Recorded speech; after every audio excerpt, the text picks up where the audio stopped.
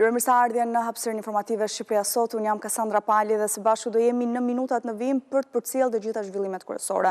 Drejtori i ri i Policisë së Shtetit, Skënder Hita, ka marrë detyrën në krye të uniformave blu. Ceremonia e betimit të tij është zhvilluar me praninë e zëvendës kryeministres Koçiu, ministrit të Brendshëm Lamallari dhe trupës së drejtuesve të Policisë së Shtetit. Ministri i Brendshëm tha se policia duhet të mbetet moderne, profesionale dhe në përputhje me standardet europiane në shërbim të qytetarëve. Kryepolici Skënder Hita premtoi luftë pa kompromis kundër krimit dhe korrupsionit. Betohem. Skënder Hita mori detyrën këtë të martë si drejtuesi i Policisë së Shtetit. Kryepolici i ri u zotua për luftë pa kompromis ndaj korrupsionit, duke nisur nga vetë radhët e Policisë së Shtetit. Prioritetet tona janë të qarta. Lufta pa kompromis kundër krimit të organizuar dhe korrupsionit, duke filluar dhe nga radhët tona. Rritje akoma më shumë e parametrave të sigurisë në shkolla dhe në çdo komunitet. Forcimi i rendit dhe i sigurisë në të gjithë territorin e vendit. Zëvendës kryeministri Albana Koçiu në fjalën hapse tha se detyra e parë e drejtorit të ri është forcimi i standardit të Policisë së Shtetit. Përzgjedhja e tij është një provë e qartë se karriera në Policinë e Shtetit ndërtohet mbi meritën, transparencën dhe integritetin e drejtorit të ri, është pikërisht forcimi i këtij standardi në çdo hallkë të tij, i kësaj organizate që në fakt është një nga organizatat më të rëndësishme të shtetit shqiptar. Ndërkohë, ministri i Brendshëm Besfort Lamallari la treporosi Hitës, ku kërkoi që policia e shtetit të mbetet një institucion në shërbim të qytetarëve dhe jo mbi ta. Ju merrni këtë detyrë në një moment ku kërkohet leadership i fortë, vizion i qartë dhe vendosmëri. Besimi që ju është dhënë sot është njëkohësisht dhe një pritshmëri e lartë për të çuar përpara një polici moderne, profesionale dhe në përputhje me standardet më të larta evropiane. Roli juaj është i qartë. Të forconi më tej profesionalizmin, të thelloni luftën kundër paligjshmërisë dhe të garantoni që policia e shtetit të mbetet një institucion në shërbim të qytetarëve dhe jo mbi ta. Skënder Hita, me një karrierë mbi 20 vjeçare në Policinë e Shtetit, ka drejtuar disa nga drejtoritë më të rëndësishme vendore të Policisë së Shtetit, si në Dibër, Shkodër, Durrës dhe së fundmi në Fier. Ish drejtori i burgut të Durrësit, Indrit Cerloj, është liruar nga qelia me vendim të gjykatës së Durrësit. Do të lidhemi për të mësuar me çfarë argumentash është lënë i lirë ish drejtori i burgut të Durrësit me kolegun Leonida Musaj. Leonida, të përshëndes, si është ndryshuar masa e sigurisë ish drejtorit të burgut të Durrësit, i cili u arrestua në janar të këtij viti pas ratisjes spektakolare të paraburgosurit Altin Doci, me çfarë argumentash është lënë i lirë?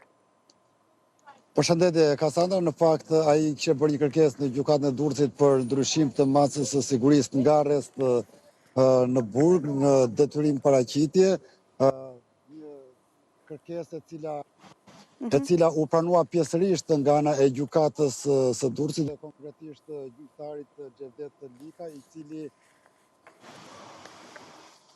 i cili pranoi pjesërisht, le të them në një farë mënyrë, kërkesën e Indrit Cerlojt, duke vendosur si masë sigurie atë të arrestit të shtëpisë. Prokurori Edmond Koloshi nuk ka pranuar që masa e tij e sigurisë të zbutej, por sipas gjyqtarit Xhevdet Lika, ish drejtori i burgut të Durrësit Indrit Cerloj nuk përbën rrezik për të larguar nga vendi apo për të prishur provat dhe për këtë arsye ka vendosur që ta ndryshojë pjesërisht masën e sigurisë në ngarkim të tij nga arrest në burg në arrest shtëpie. Ndërkohë që kujtojmë që me datën 13 janar u largua ose u arratis nga spitali i Durrësit i burgosuri Altin Doci dhe për këtë arsye policia më pas arrestoi 9 persona, mes tyre Desdemond Pazaj, Salih Ferrollari, Fation Baçi, Aulon Çuku, Violeta Ukën, Aranit Qelën, Prenk Barbatan dhe Dorian Saracin. 3 prej tyre që ishin dhe të skuadrës shoqërimi Desdemond Pazaj, Salih Ferrollari dhe Fation Baçi, gjykata e Durrësit të vendosi si masë shtrënguese asaj kohe arrestin në burg, ndërsa për Aulon Çukun dhe Violeta Ukën arrest të shtëpie, ndërkohë që mbas më të lehtë sigurie pati për 3 personat e tjerë, Aranit Qelën, Preng Barbatën dhe Dorian Saracin, për të cilët të asaj kohe gjykata e Durrësit vendosi si mas sigurie atë të detyrimit të paraqitjes. Mirë, Leonida, unë falenderoj për këto detaje që ndave në këtë raportim të drejtë për drejtë.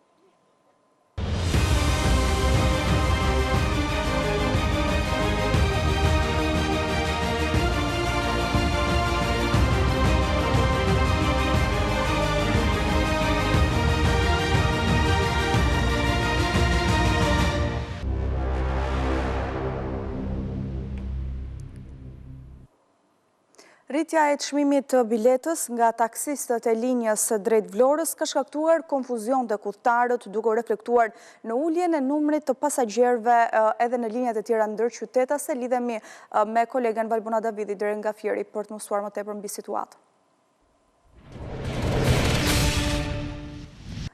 Valbona, të përshëndes, me çfarë motivi është rritur çmimi i biletës në transportin ndërqytetas, çfarë thon pasagjerët, i ke patur mundësi edhe të bisedosh me ta nga afër, po edhe me drejtues taksish në qytetin e Fierit?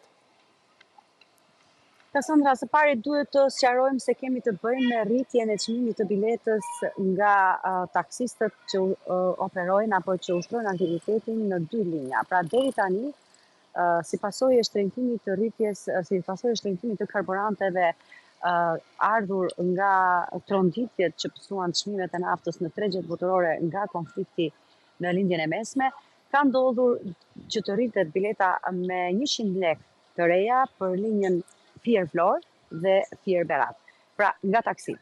Është një rritje e cila u pasua ose ndodhi ka të paktën 10 ditë që po aplikohet nga taksistët e këtyre 2 linjave, por që nga ana tjetër ka shkaktuar konfuzion sepse duket se ka trembur, nëse do të shprehni kështu, pasagjerët apo qytetarët për të që udhëtojnë jo vetëm drejt këtyre 2 qyteteve, por edhe në linjat e tjera ndërqytetase, duke supozuar ose duke krijuar një psikozë paniku për të gjithë qytetarët që kanë ndërmend të udhëtojnë se çmimi i biletës është rritur. Pra, duhet të sqarojmë se kemi rritje prej 1000 lekësh të vjetra për linjën Fier-Vlorë dhe Fier-Berat, e justifikuar kjo nga taksistët me faktin se u duhet të kthehen bosh pa pasagjerë nga qytetet respektive. Një marrëveshje që ekziston jo vetëm mes këtyre 2 linjave, pra 2 shoqatave të transportit publik, por në përgjithësi për të gjithë operuesit e transportit publik, qofshin të linjave të tjera ndërqytetase, por edhe taksit të tjera që ushtrojnë aktivitetin në qytete të tjera apo rajone të tjera të vendit, por që me sa duket sa i takon Vlorës dhe Beratit, kjo marrëveshje po respektohet me rigorozitet dhe në një farë mënyrë konkurenca është e tillë mes taksive të qyteteve respektive që të bëjë që të mos lejojnë dhe ta ushtrojnë deri në fund pikërisht le të themi klauzulë të marrëveshjeve për të mos u kthyer me pasagjerë nga qyteti ku kanë mësuar më parë pasagjerë. Duke bërë kështu që pasagjerët që vinë në rastin konkret nga Vlora në Fier të ushtrojnë ose të marrin shërbimin nga taksistët e Vlorës. Pra, duke qenë se konkurenca është e tillë, ka bërë që taksistët e Fierit të rrisin çmimin drejt Vlorës, po ashtu edhe ata të Beratit. Kjo është pjesa e rritjes faktike, të cilën ne kemi konstatuar edhe nëpërmjet intervistave me qytetarë që po tentojnë të shkojnë drejt Vlorës me çmimet e reja, duke shkuar në 4000 lekë të vjetra, por edhe me taksistët vetë që ushtrojnë pikërisht aktivitetin në këtë linjë, të cilët e justifikojnë pikërisht me faktin se u duhet të kthehen bosh, dhe duke qenë se çmimi i naftës u rrit, po ashtu edhe çmimet e tjera të ushqimeve si pasojë e konfliktit në Iran, u detyruan të bëjnë këtë rritje, duke qenë se ishte një situatë ku nuk mund të vazhdojë më.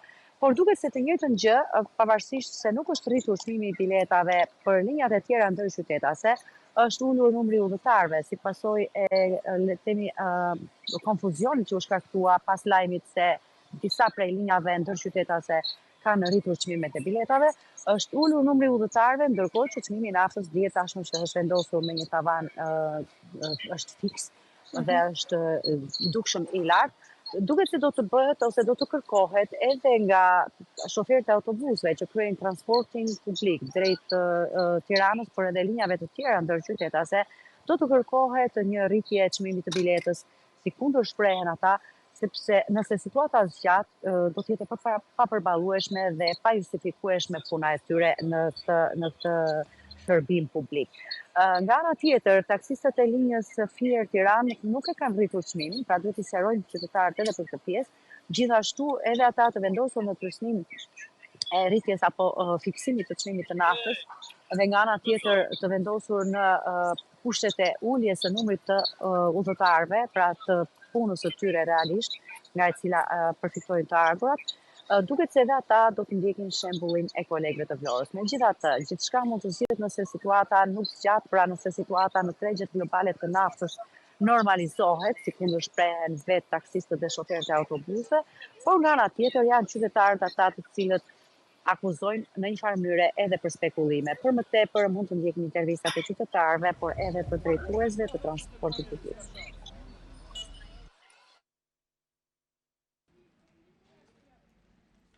Ku do shkosh? Në Vlarë.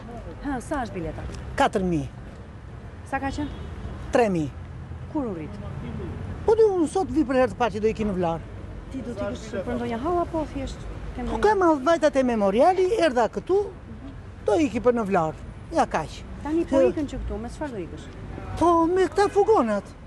Me këtë bilet, me 4.000 lekë. Me 4.000 lekë personi. Po nuk e di me motor, pse u rrit kaq shumë ajo. Se u rrit vajti në kohën e Ukrainës, vajti 2.600 lekë, ajo e rritën atë, ishe 2.000 e bën 3.000. Pastaj e këthyen, ullë pra vajti 170, vajti prap 3.000, nuk e ullën. Tash që vajti 2 e bën 4.000 këta. Pra njëherë që i rrisin çmimet nuk din të ullin këta din vetëm të ngrënë edhe si ruar qetur del populli këtu në këtë mes. Tani gjendja është kritike. Se çmimi i naftës është rritur. Me biletën nuk e rrisim dot, se edhe me këtë biletë që është edhe janë njerëzit ankohen. Dhe s'kemi çfarë bëjmë, jemi detyruar. Do punojmë sikur për 10.000 lekë, do punojmë çfarë do bëjmë, do ushqejmë familjen. Por gjithsesi apo votojnë njerëzit tani si më Shumë, jo, si josim para jo, mezi po ikin 5 makina, 10 makina në Tiranë. Po ikin dhe me 2 persona, me 3 vetëm për mos nejt pa punë. Çmimi i naftës u rrit, ne nuk e rrisim dot biletën, është shumë problem këtë.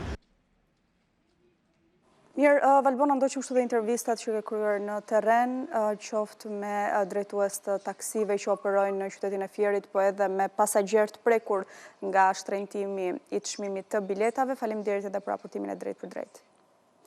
Ecëm më tej me zhvillimet, drejtuesi i ri ujësjellësit në qytetin e Vlorës ka prezantuar prioritetet për të përmirësuar furnizimin me ujë të pijshëm në qytetin bregdetar, si edhe masat që po ndërmerren për në nisje të sezonit veror, që të mos ketë problematika si kundër ka patur vitin e kaluar. Lidhemi me kolegun Elton Nika dire nga Vlora.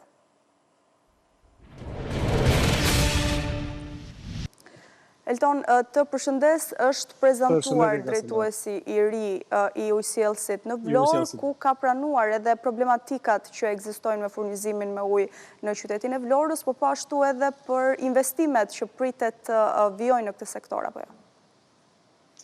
Në fakt, ka prekur 2 nga pikat më të rëndësishme gjatë gjithë intervistës së tij, nëse mund të themi përveç të tjerave që kanë të bëjnë me furnizimin me ujë në qytetin e Vlorës. Një nga pikat të rëndësishme ka të bëjë me projektin e ri të ujësjellësit të Vlorës, i cili është duke u implementuar në qytetin e Vlorës, dhe një nga pikat cilat vetë drejtuesi i ri i ujësjellësit Levis Kaso ka theksuar lidhet pikërisht me riasfaltimin e gjitha segmenteve rrugore, në cilat është duke u punuar për rrjetin e ri të ujësjellësit. Sipas Kasos, deri në datën 5 maj do të përfundojë riasfaltimi të gjitha akseve rrugore në qytetin e Vlorës, kjo edhe duke patur në prioritet sezonin turistik të vitit 2026, pra prej muajt maj të gjitha rrugët e qytetit të Vlorës të jenë të riasfaltuara dhe mos ketë probleme për sa i përket qarkullimit apo lëvizjes së automjeteve në gjitha segmentet rrugore në qytetin e Vlorës. Një tjetër pikë e prekur nga Kaso ka qenë edhe ajo e furnizimit me ujë të pijshëm gjatë sezonit turistik, e cila është një nga prioritetet kryesore të ujësjellësit për këtë sezon veror, duke patur në konsiderat faktin që Vlora pritet të jetë nga zonat më shumë të frekuentuara nga turistët vendas apo të huaj edhe gjatë verës së vitit 2026, natyrisht që furnizimi me ujë të pishëm mbetet një nga sfidat dhe prioritetet e ujësillësit të Vlorës për këtë sezon veror. Aktualisht për sa i përket projektit të ri të ujësillësit, është duke vijuar puna. Aktualisht po punohet në lidhjen e rrjetit të ri me zonat kryesore të qytetit apo edhe me brendësitë të lagjeve, edhe me ato ku ka patur më parë projekti i vjetër ujësillësit, pra duke bërë lidhjet midis projektit të ri dhe tubacioneve të cilat janë ekzistuese në qytetin e Vlorës, ndërsa një tjetër fakt ka të bëjë edhe me lidhjet që po kryen në zonat rurale të qytetit të Vlorës, dhe ato që janë kryesisht me prioritet zhvillimin e turizmit, siç janë fshatrat në zonat e Bregdetit, duke përfshirë radhimën apo edhe fshatrat të tjera. Pra, pak a shumë kjo ka qenë ajo çfarë ka deklaruar drejtori i ri i ujësillësit të Vlorës, Klevis Kaso, por siç e thash, pra dy pikat kryesore kanë bëjë pikërisht në përmirësimin me furnizimin me ujë të pishëm gjatë sezonit turistik, pra të mos ketë problematika në qytetin e Vlorës, dhe normalisht një nga sfidat kryesore mbetet edhe riasfaltimi i gjitha segmenteve rrugore. Pikërisht me këtë është arritur dakordsi edhe me firmat të cilat janë duke implementuar projektin e ri të ujësillësit me qëllim që deri në datën 5 maj në rrugët e qytetit të Vlorës të mos ketë problematika, duke patur konsiderate edhe punën që po kryen për një nga investimet shumë të rëndësishme që mund të kemi në qytet, dhe që mbetet padyshim projekti i ri i ujësillësit, dhe që pritet të zgjidhë përfundimisht për sa i përket problematikën e furnizimit me ujë në qytetin e Vlorës. Me këtë Kasandra, mund ndjekim ndoshta edhe një pjesë të intervistës së drejtorit të ri të SHA ujësillësit Vlorë, Klevis Kaso, edhe për mediat sot. Po, ndjekim.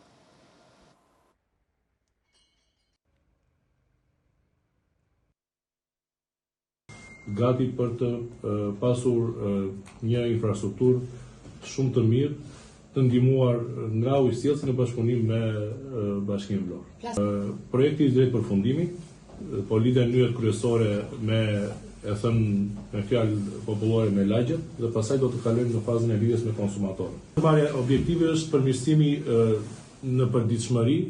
Ne të kalojmë në faza përmirësimi, po dhe të ngelimi stand-by ose të bëjmë regres. Kjo është ajo që ne kemi objektiv si ndërmarrje për të përmirësuar furnizimin me ujë të pishëm, po edhe rrjetin e kanalizimeve, që është shumë i nevojshëm në një qytet turistik siç është qyteti i Vlorës.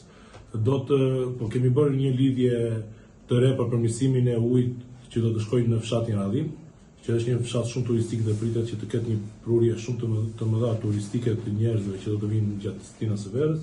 Kemi projektin e Pursit të Mezinit që ka qenë nga lagjet problematike dhe që vuan shpesh me furnizimin e ujit të pishëm, sidomos në stinën e verës, por Akuku ka shumë projekte të mëdha për përmirësimin e të gjithë ujësisë kanalizimeve Vlorë në si rajon, që do thotë dhe në pjesën turistike përtej Llogaras.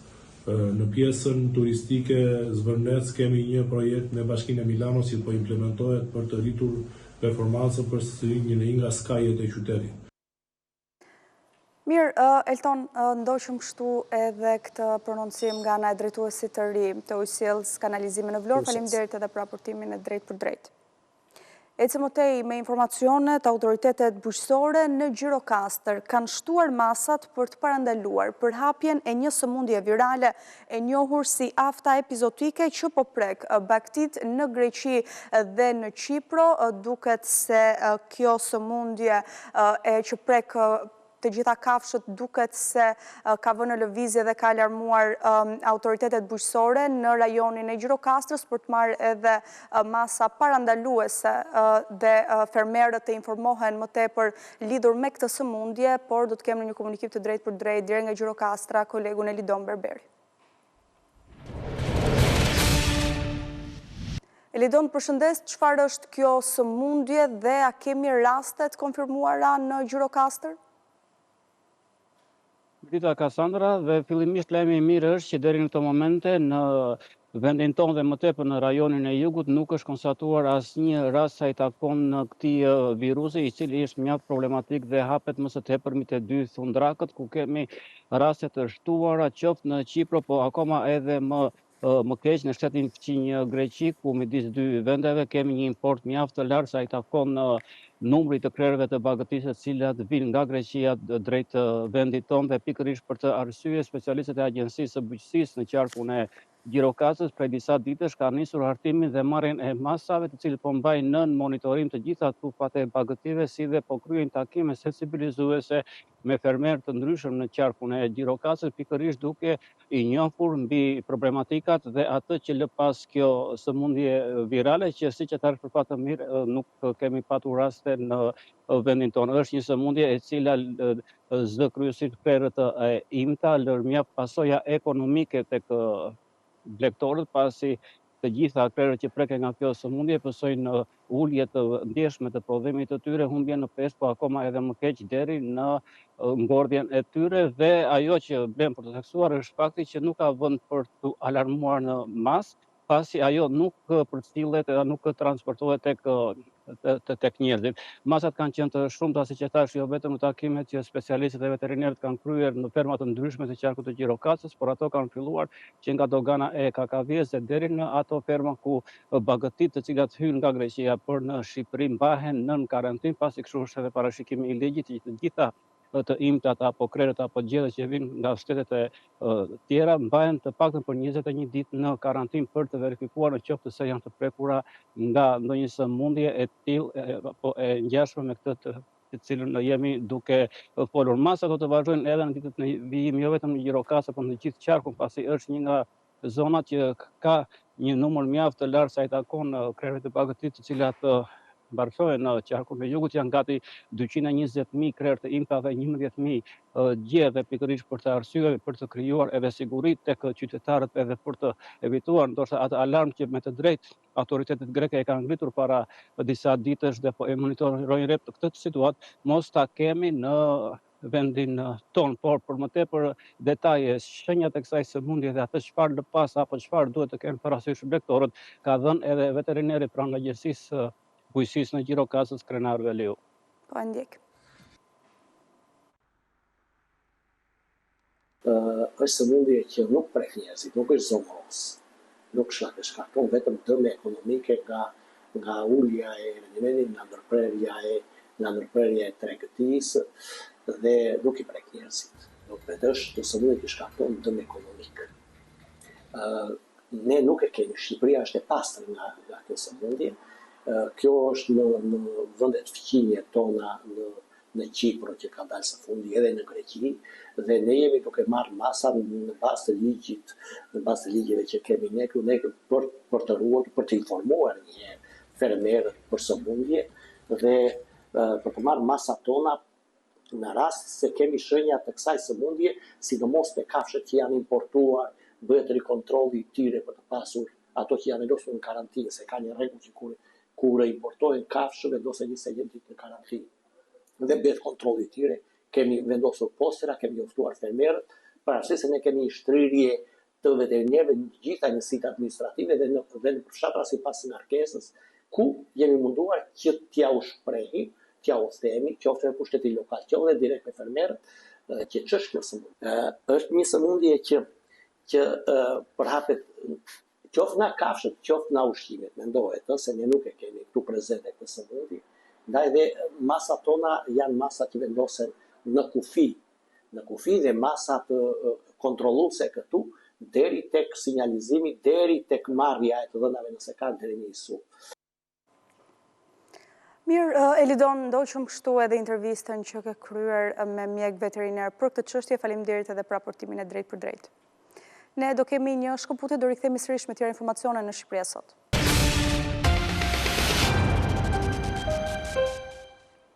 Do ndalemi me një herë të një zhvillim i minutës së fundit, duket se hakrat iranian kanë kryer një sulm ndaj faqeve online të gjykatave në vendin tonë. Lidhemi me kolegun Ervin Leka.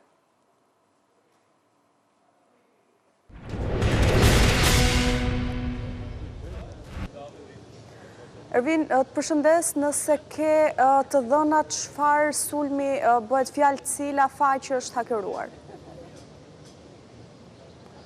Në fakt, në grupin Homeland Justice, që pas të cilëve të paktën si pas autoriteteve shqiptare, por në bashkëpunim edhe me hetuesit Amerikan u zbulua se fshieshin hakerat iranian, pra dhe të pozicionuar në shtetin e Iran, këto hakera pikërisht ditën e sotme kanë vijuar edhe sulmet ndaj faqes qendrore të gjykatës, apo siç një ndryshe gjykata .gov.klikal, ku janë të regjistruara edhe nën faqet e tjera, të cilët janë specifikisht për gjykatat e tjera, pra faqja kryesore, pra gjykata.gov.klikal, ku janë të regjistruar edhe faqet e tjera të gjykatave, është sulmuar nga këto hakra, të cilët pretendojnë se kanë marrë të dhëna, por edhe regjistrat ku të cilët janë të regjistruar, edhe personat me precedent penal dhe që gjykohen apo kanë precedent penal në gjykata apo çështje gjyqësore në këto gjykata, paktën janë pretendime që kanë bërë në rrjetin Telegram, rrjetin social në faqen ku ata pretendojnë se kanë sulmuar pra gjykatën dhe faqen online të gjykatës, duke mos bërë të mundur aksesimin. Në fakt po të provojmë edhe në këto momente për të hyrë tek gjykata.gov.klikal, faqja online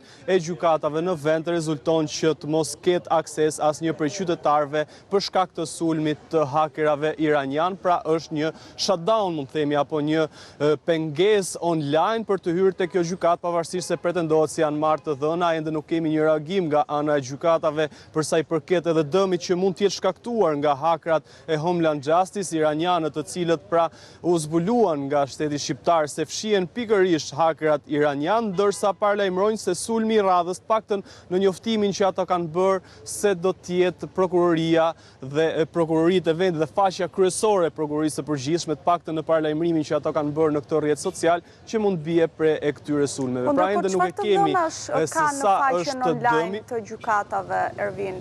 Janë publikime, njoftime dhe veprimtarisë së gjykatave? Në fakt,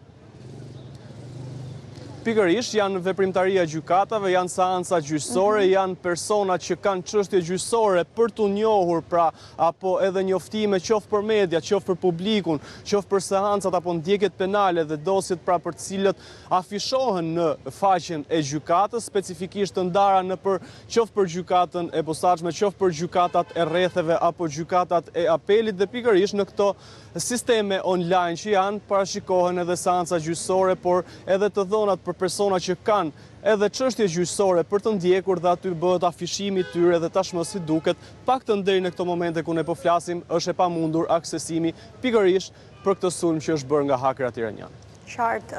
Ervin, faleminderit që ndave këtë zhvillim minutës fundit. Kemi mbritur kështu në përfundim të Shqipëria Sot, të tjera zhvillime mund t'i ndiqni duke klikuar në faqen zyrtare abcnews.al, ABC News mund t'a ndiqni edhe në radio në frekuencën 105 FM. Unë ju falenderoj për vëmendjen tuaj, bashkë ndajemi këtu.